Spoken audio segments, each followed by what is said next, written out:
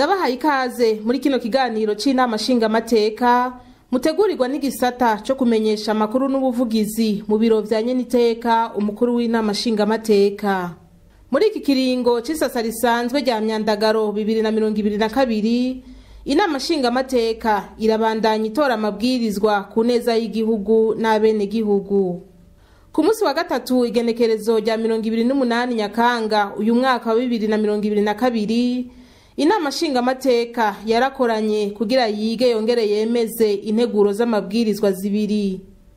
Iya mbere ikabiri integuro y'ibwirizwa rishinga amategeko agenga intwazangabo mu gisirikare c'u Burundi, hamwe rero n'integuro y'ibwirizwa rishinga amategeko agenga ibisongerezi mu gisirikare c'u Burundi. Umushikiranganje wo kwivuna abansi no gutunganiriza abahoze ku rugamba Alain Tribert Mutabazi niwe yari yarungitswe na leta mu nama nshingamateka gusigura ibijanye n'izo nteguro z'ibwirizwa. Yamenyesheje ko izo nteguro z'ibwirizwa zije ubwa mbere kongereza uturusho kuri iyo migwi y'intwaramiheto z'igihugu. Aha twavuga nko mu gihe intwazangabo mu gisirikare yitavye Imana, umuryango wayo wahora ucuronswa umushahara wayo uharurwa ku mezi 4, ubu naho umuryango ukaba uzohabwa umushahara uharurwa ku mezi 12, ni kuvuga umwaka wose. Ikindi nuko izo nteguro z'ibwirizwa zije zibuza abasirikare bo mu bisata bitandukanye kubakana, aho twavuga ko nk'intwazangabo itemerewe kubakana n'igisongerezi, eka mbere zina musirikare w'u Burundi akaba atemerewe kubakana n'umunyamahanga. Ndababwire ahanini icatumye iri bwirizwa rigenga urwego rw'intwazangabo mu ntwaramiheto aho bita ba ofisiye mu gifaransa rihinduka. Muri make rero ibwirizwa rigenga urwego rw'intwazangabo mu ntwaramiheto ryari rihari niryo mu mwaka w'2010, ariryo bwirizwa inomero 1 agakwego 21 rya 31 Kigarama umwaka w'2010 ryasubiramwo ibwirizwa ryagenga urwego rw'intwazangabo mu ntwaramiheto inomero 1 agakwego 15 wo kuwa 29 Ndamukiza umwaka w'2006. Kuva rero ico gihe cyo mu 2010 iryo bwirizwa rigenga urwego rw'intwazangabo mu ntwaramiheto rigiyeho, hariho ivyahindutse mu gisirikare mu rwego rwo kwivuna hasi rw'u Burundi bituma n'iri bwirizwa naryo nyene rigahinduka. Aha tuvuga ko nko mu 2017 ibwirizwa ryunganira ibwirizwa shingiro rishinga imirimo y'urwego rwo kwivuna abansi, ingene rutunganijwe, ingene rukora abarugize, ibijanye n'inyigisho n'ingene rufatwa naryo nyene ryaragiyeho. Bica bituma rero abajejwe uburongozi bw'urwego rwo kwivuna hasi rw'u Burundi babona yuko iryo bwirizwa naryo ryagenga intwazangabo mu ntwaramiheto ryohinduka. Mugabo bakibitegura haciye hahinduka rwego rw'igihugu ibwirizwa shingiro rya Republika y'u Burundi, aho havuye haza iryo bwirizwa shingiro ry'itariki y'indwi ukwezi kwa gatandatu umwaka w'2018. Bica bituma rero na ryabwirizwa ryunganira ibwirizwa shingiro rigenga urwego rwo kwivuna hasi rw'u Burundi naryo nyene rihinduka, aho haciye habaho iryo bwirizwa ryunganira ibwirizwa shingiro rigenga urwego rwo kwivuna abansi rw'u Burundi. Hariho kandi n'ibijanye no kuraba ukungene urwego rwo kwivuna abansi rw'u Burundi rushobora gukora neza rutunganiwe, eka turavye kandi n'ibijanye n'ubuzima n'imibereho mu gihugu ukungene vyifashe. Ikibazo kijanye n'indahiro barahira iyo binjiye mu rwego rw'igisirikare caragarutse cyane, bamwe bakabona ko iyo ndahiro yohinduka igasa n'iy'igipolisi, abandi bati yoguma uko yari imeze. Gituma umupolisi n'umusoda ngo burahira kumwe, ahubwo abapolisi birakwiye ni imbere y'abarundi kuko bamana n'abarundi sinzi ko nobisigura hoho je mbona atangorana nimwe, ariko no kuvuga mu basirikare ngo abagabo rivemwo simbona na gatonya ivyo bintu yuko bishoboka, kuko ugiye kuraba ni rya kera cane by'ukuri ko baruku ugutaka novera indahiro y'abasirikare. Murakoze nyaniteka. Ku kibazo cariko kiragaruka cyane kijanye n'ijambo abagabo rivugwa mu ndahiro y'intwazangabo mu rwego rwa gisirikare, Nyeniteka Gerase Daniel Ndabirabe umukuru w'inama nshingamateka nawe yaragize ico rivuga ko none iyo umukenyezi akoze iki bavuga ati uri umugabo sha, mugani bavuga ngo uri umukenyezi, bavuga ati uri umugabo, none birababaza navyo, ndibaza ko bitababaza ati we wakoze ibintu by'abagabo, wakoze ibintu by'ubugabo, uri umukenyezi. Iyo ni culture, si ukuvuga ngo umugabo sexe, pas du tout, pas du tout. Ni ibintu bikomeye, ni ibintu bikomeye. Iyo bavuze la valeur y'ubugabo, la valeur y'ubugabo, ntabwo bavuga la valeur de la féminité, eka valeur y'ubugabo ni ibintu bikomeye, pas la valeur du sexe, non non. Aha rero no kugira ngo twumvikane ko ikintu neza kubabwira ko ikintu abagabo c'est à la limite une sorte de philosophie, la philosophie pratique, la philosophie pratique. Donc ifatiye kuri société y'abantu ingene abantu babayeho, ariko atari kuvuga iyo bavuze abagabo, ce n'est pas l'homme sexué dont il s'agit. Oya, l'être, c'est l'être mu Barundi, l'être mu Barundi, l'être social. Ubugabo, c'est l'état de l'être social. None mumva haraho bihuriye n'intuza, ce n'y a pas de sexe dedans, de sexe masculin, de sexe féminin. Oya, oya. Uyo ati umami agirwa n'abagabo, ntagirwa n'aba homosexuels, non, ni kindi kintu. C'est cette valeur d'homme intègre, la valeur d'homme intègre, d'homme compétent, d'homme capable, d'homme sage, d'homme, hein? Anibo bagabo baba bakikuje umwami, de vrais conseillers. Ntaho bihuriye, haba harimo n'abakenyezi.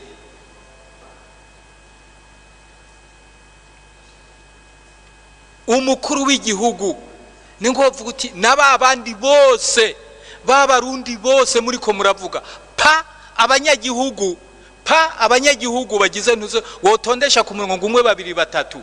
Oya, abagabo ni dans le sens ya ma valeur turiko turavuga, abantu valeureux, de vrais conseillers, des sages, des notables. Tuvuze aba notables ni nkukuvuga tuvuga tuti matériellement, les notables, les chefs traditionnels, les quoi, etc., matériellement. Mugabo sinon, n'abantu qui représente une valeur socio-culturelle qui gize abarundi, umutima w'abarundi, abagabo.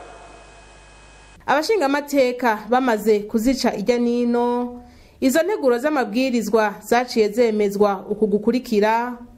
Integuro y'ibwirizwa rishinga amategeko agenga intwazangabo mu gisirikare cy'u Burundi yemejwe ku majwi 98, nta numwe yayihakanye, batatu nabo ntibagira ico bayivuzeko. integuro y'ibwirizwa rishinga amategeko agenga ibisongerezi mu gisirikare cy'u Burundi nayo ikaba yemejwe 100%.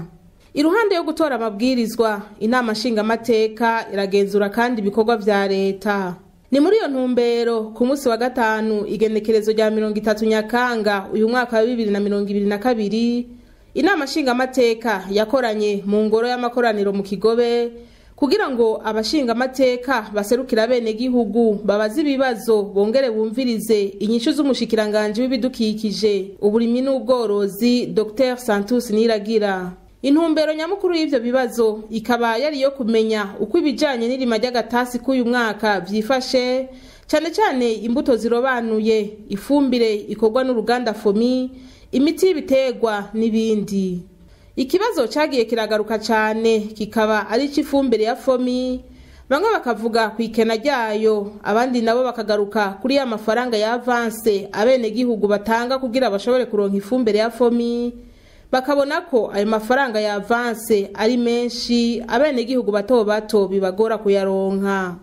Nanje nagira nshimire umugwi wamaho kugira ko riko waciza wakoze ndetse n'umushikiranganje ku nyishu yatanze nanamukeza ku mabanga mashasha.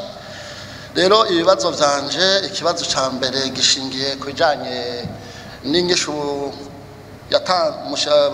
kibazo ca mbere babajije umushikiranganje akishura mu kibazo ca mbere ikibazo c'umwavu kuko duheruka mu manama ya conseil communal twari kumwe n'abene gihugu dushima leta ko yashize imbere cyane cyane uburimyi mugabo turiko turaraba umwavu aho duherereye iyo dusanzwe duturuka hariho ubukene buboneka cyane bujanye n'umwavu.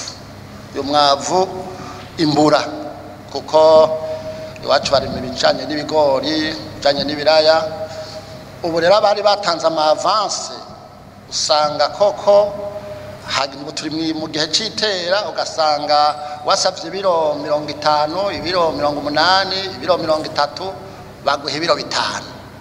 Ivyo biro 5 murumva ko ataco yeza ngo bigufashe mugakurikirana. Rero tugasaba umushikiranganje ico kibazo gikurikirane neza kuko iyi saison A ihana ikikurikira buno nyere saison B impeshi, no kuvuga ucerewe byose bica bigenda nabi.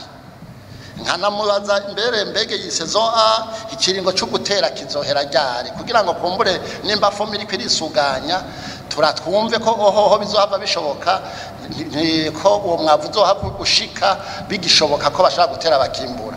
N'ahandi nukuri sinze mu zindi ntara je mvuga aho naciye uko babimbwiye na jewe ndumurimyi none umunsi banterefonye nukuri ico kibazo kirahari.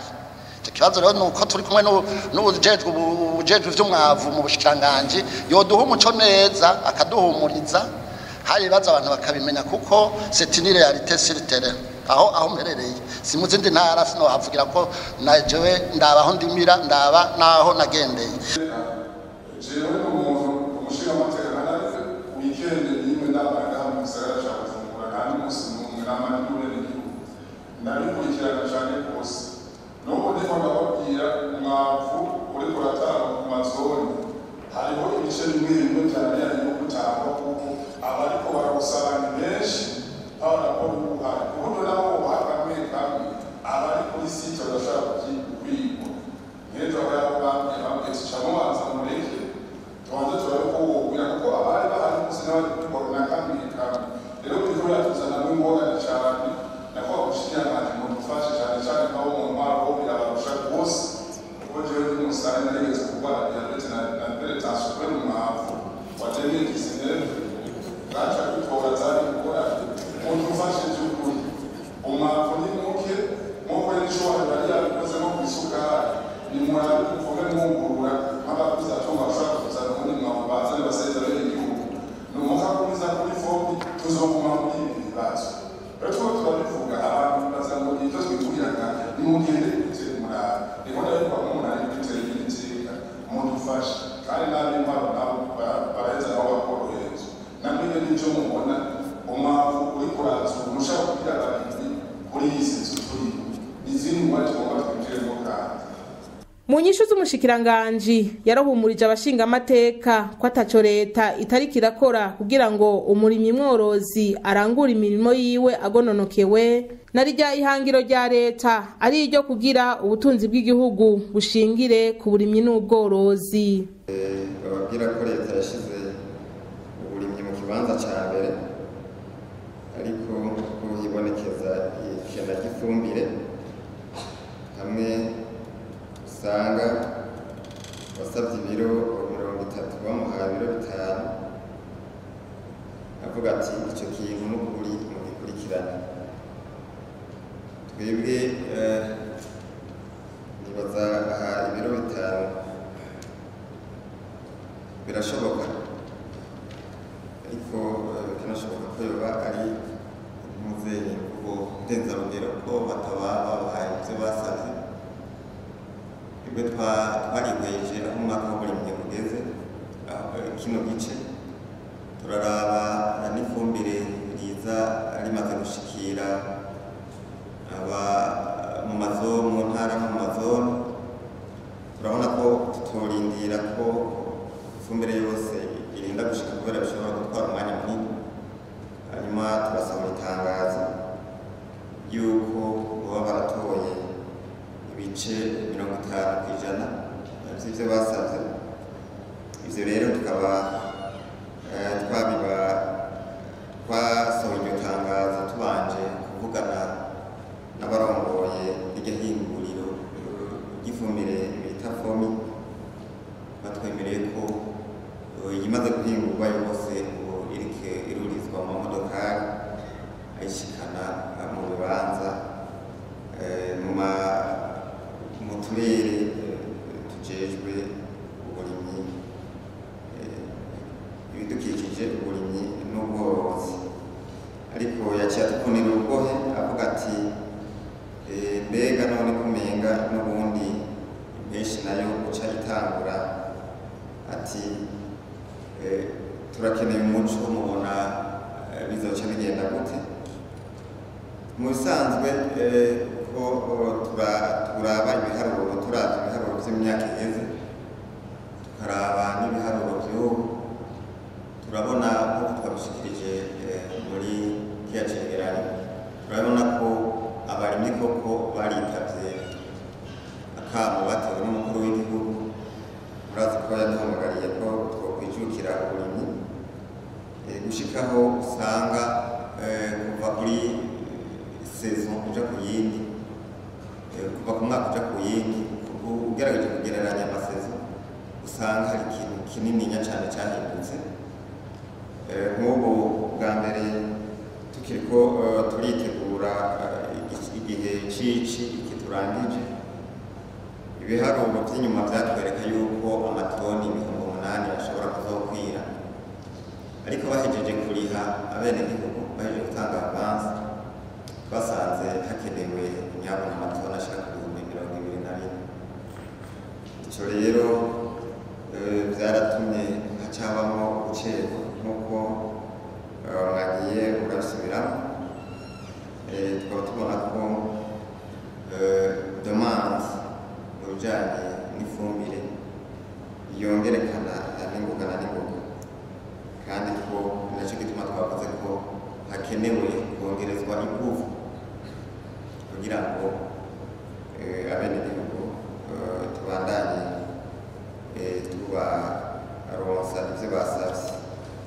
Sino tukiriko turakora uko vyogorana cane.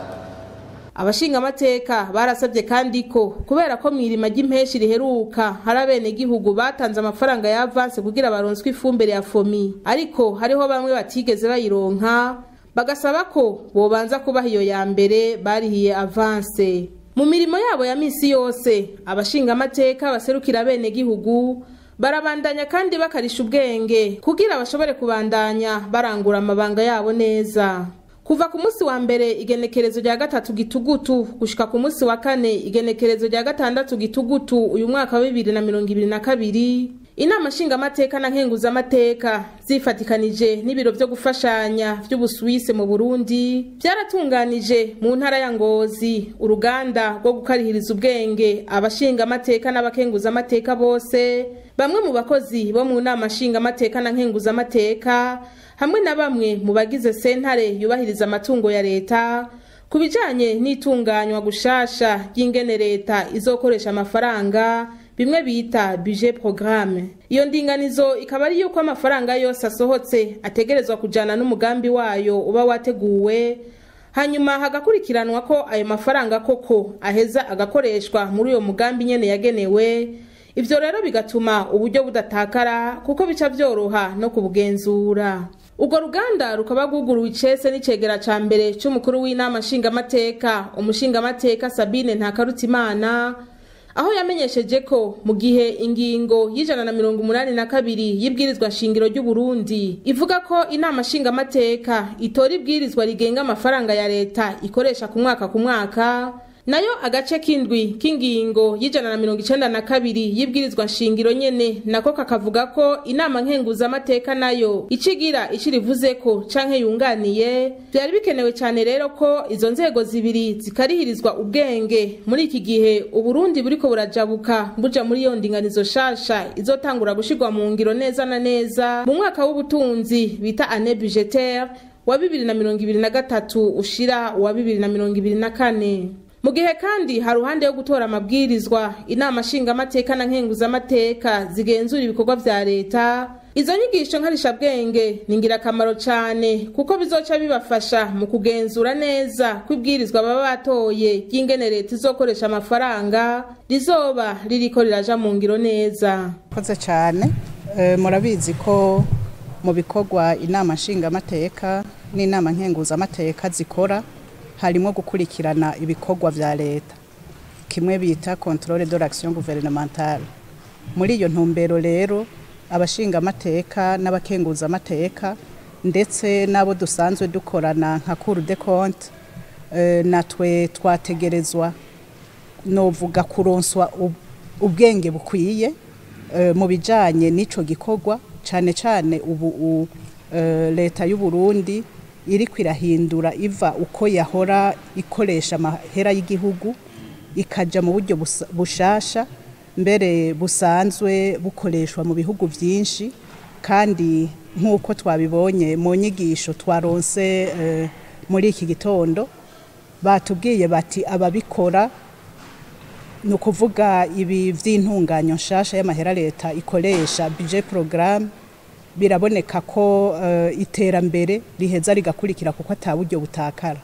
Nico rero catumye inama nshingamateka n'inama nkenguzamateka iyi minsi ine tuyiharira ico gikorwa kuko murabona ko amezi 3 ya mbere aheze muri uyu mwaka w'amahera leta iri kwirakoresha, tukibaza tuti kugira ngo dukore vya bikorwa tujejwe vyo gukurikirana ibikorwa vya leta dutegerezwa kuba dufise ubumenyi bukwiye kandi bujanye n'iyi nteguro nshasha ya budget programme.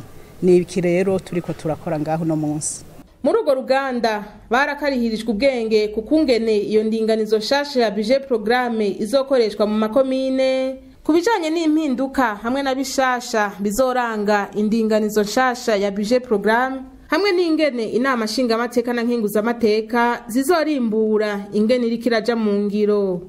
Baragarutse kandi kubijanye n'ishigwa mu ngiro ry'umugambi w'igihugu w'iterambere kuva mu mwaka wa 2018 gushika muri 2027 PND 2018-2027, aho abashingamateka n'abakenguzamateka mu bibazo bagiye barashikiriza bavuze cyane kubijanye n'igwirirana ry'abantu hamwe n'intwari bereye.